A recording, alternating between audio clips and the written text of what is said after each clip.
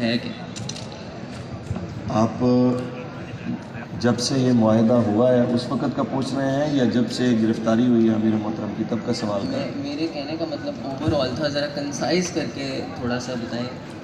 جی، اصل میں آج سے تقریباً 6 ماہ قبل فرانس کے بدبخت اور ملعون صدر نے نبی علیہ السلام کی سرکاری طور پہ اہانت کی، تو ہمارے قبلہ امیر المجاہدین مسلسل 1 مہینہ گورنمنٹ کو کہتے رہے کہ سرکاری طور پہ نبی علیہ السلام کی توہین ہوئی ہے، آپ سرکاری طور پہ اس کا جواب دیں. تو جب یہ نہیں مانے تو پھر انہوں نے کہا کہ ہم آ رہے ہیں 15 نومبر کو ناموس رسالت مارچ کے لیے. تو پھر اس وقت بھی کریک ڈاؤن ہوا، اس وقت بھی جبر تشدد اور بڑے بڑے مظالم ڈھائے گئے، لیکن تحریک لبیک فیض آباد پہنچی. اس کے بعد معاہدہ ہوا کہ جناب ہم اکیلے اگر سفیر کو نکالیں گے تو باقی پارٹیاں جو ہے وہ عالمی جو ہے گورنمنٹس کے آگے ہمیں ذلیل کریں گی، لہٰذا ہم اس کو پارلیمنٹ میں لے جائیں گے، تو باقی جس طرح پارلیمنٹ کی رائے ہوگی اس کے مطابق فیصلہ ہوگا. تو ہم اس بنیاد پہ کہ یار پاکستان لا الہ الا اللہ محمد رسول اللہ کے نام پہ بنا ہے، تو انشاءاللہ جو اس میں بیٹھنے والے پارلیمنٹیرین ہیں، جب حضور کی عزت کے معاملے کا بل آئے گا تو وہ ضرور ساتھ دیں گے انشاءاللہ. اس پہ ہم نے انہیں ٹائم دیا 3 ماہ کا، حالانکہ ٹائم یہ بنتا نہیں تھا. آپ دیکھیں نا، خان صاحب کو اعتماد کے ووٹ کی ضرورت پڑی، انہوں نے 2 دن میں سارا کورم پورا کر لیا. آج ہمارے خلاف جب انہوں نے وہ سمری بھیجنے کی باری آئی تو ہمیں کل عدم کرنے کے لیے، تو آج انہوں نے 1 ہی دن کے اندر وہ سارا پروسیس مکمل کر لیا. رسول اللہ کی عزت کے لیے تو 1 گھنٹے میں بھی سارا کچھ ہو سکتا تھا، لیکن انہوں نے 3 ماہ کا ٹائم مانگا. تو ہم نے کہا یہ کوئی نہ کہے کہ مولوی جو ہے وہ ضد پکڑ جاتے ہیں، ٹائم نہیں دیتے، تو ہم نے انہیں ٹائم دیا 3 ماہ کا. جب وقت قریب آنے لگا تو ان لوگوں نے پھر ہم سے رابطہ کیا کہ آپ کی مہربانی آپ ہمیں ٹائم دیں.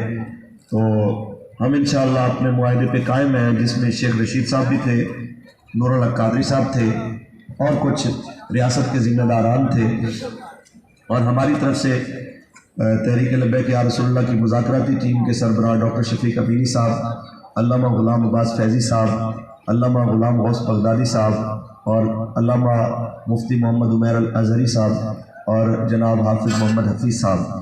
تو یہ ہمارے ساتھی تھے. تو ان کے اصرار پہ ہم نے انہیں 2 مہینے کا مزید ٹائم دیا، جس پہ انہوں نے کہا کہ جناب منوان یہ معاہدہ 2 مہینے تک پارلیمنٹ میں پیش کیا جائے گا. تو اب سری زیادتی یہ ہے کہ آپ ایک معاہدہ توڑتے ہیں، اوپر میڈیا پہ آ کے آپ کردار کشی بھی کرتے ہیں، جھوٹ بھی بولتے ہیں کہ کل شیخ صاحب نے کہا کہ ہم اپنے معاہدے پہ قائم ہیں. اگر آپ اپنے معاہدے پہ قائم ہیں تو بل پیش کریں، ہم اٹھ کے چلے جائیں گے. ہمیں کون سا شوق ہے روڈوں پہ بیٹھنے کا؟ ہم تو ہاں جی دن کی بات ہوئی، جو آپ کی ساری بات ہوئی، تو آپ کیا سمجھتے ہیں کہ یہ جو فرانس کا سفیر ہے اس کو حکومت کیوں نہیں نکالنا چاہتی؟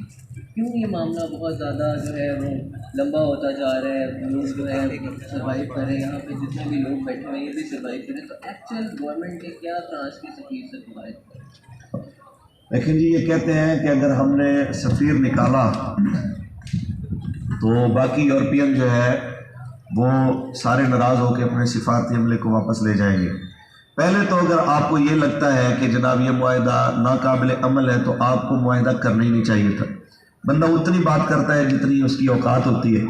آپ نے سمجھا ہے کہ شاید یہ پی ٹی آئی کے ورکر ہیں کہ میں انہیں کہوں گا کہ کروڑ نوکریاں تو انہیں وہ نظر آنی شروع ہو جائیں گی، میں کہوں گا 50 لاکھ گھر تو وہ سوشل میڈیا پہ بنے ہوئے نظر آنے شروع ہو جائیں گے. انہیں پتہ نہیں جن سے وہ معاہدہ کر رہے ہیں وہ لبیک والے ہیں. پہلے تو انہیں وہ چاہیے تھا کہ وہ معاہدہ پہلے سوچ سمجھ کے کرتے.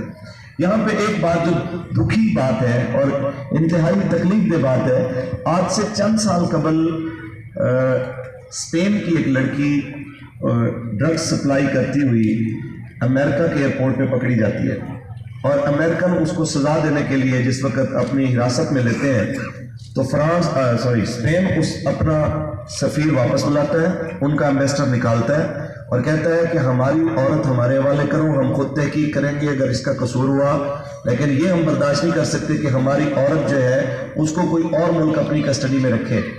ہم کہتے ہیں یار کہ وہ کافر ہو کے ایک ڈرگز بیچنے والی ایک خاتون کے لیے سٹینڈ لے لیتے ہیں، تم کلمہ پڑھ کے اپنے نبی کے لیے بھی سٹینڈ نہیں لیتے، پھر کہتے ہو کہ ہم رسول اللہ کے غلام ہیں، کلمہ پڑھنے والے ہیں، اور پھر کہتے ہیں شیخ صاحب نے کہا کہ جناب جس طرح کی قرارداد یہ لانا چاہتے ہیں تو یہ عالمی سطح پہ پاکستان جو ہے وہ ایک شدت پسند ملک کے طور پہ دیکھا جائے گا۔